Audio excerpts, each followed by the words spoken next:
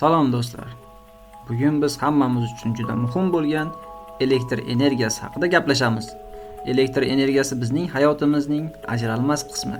Har kuni telefonimizni quvvatlaymiz, uyimizni yoritamiz, hatto transport vositalarimiz ham elektr toki yordamida harakatlanmoqda. Ammo elektr energiyasini ishlab chiqarish va undan foydalanish katta mas'uliyat talab qiladi. Ko'pchilik elektr stansiyalari elektr energiyasi ishlab chiqarish uchun tabiiy resurslardan foydalanadi. Bu esa atrof muhitga zararli va zaharli ta'sir ko'rsatib, resurslarning kamayishiga olib keladi.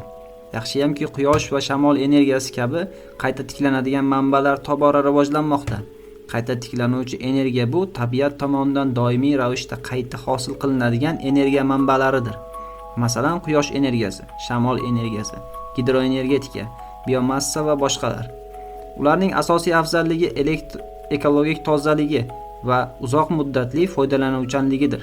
Shu o'rinda sizga yangi g'oyamiz, ya'ni quyosh va shamoldan bir vaqtning o'zida elektr energiya ishlab chiqaruvchi gibrid qurilmamiz haqida ma'lumot bermoqchimiz. Ushbu loyiha 5 kW quvvatga ega shamol turbinasi va 100 watt quyosh panellaridan iborat bo'lib, barqaror energiya ta'minotini yaratishga qaratilgan. Iqtisodiy samaradorligi yillik ishlab chiqarishi 15000 kWh. Ushbu gibrid tizim yordamida doimiy energiya ishlab chiqarish, avtomatlashtirilgan boshqaruv tizimi bilan energiya iste'molini optimallashtirish mumkin.